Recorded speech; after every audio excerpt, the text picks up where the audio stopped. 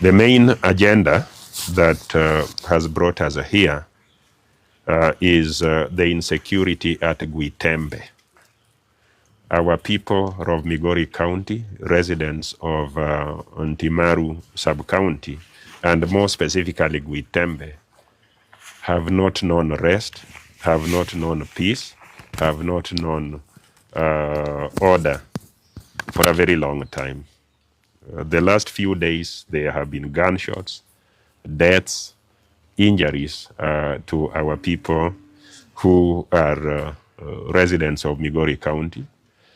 The injuries, the destruction, the deaths seem to be coming from Narok County, the residents of Narok County, over a matter that is in court. The information available is that the court rendered a decision as to the ownership of the land, but the matter has been appealed and it's still in court. So there are three things that remain unclear. One, the clear boundary between Narok and Migori County has not been demarcated. And this has created a situation where our ordinary residents of Migori County who have lived there from time without end have been attacked by their neighbors who have not necessarily been living next to the border, have been attacked and killed.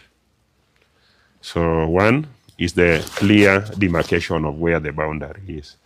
And if the boundary was to find that a few people's ownership of land may be in Migori or maybe in Narok, a mechanism to accommodate Kenyans without using the political boundaries of Narok County and Migori County, because the boundaries can never be straight.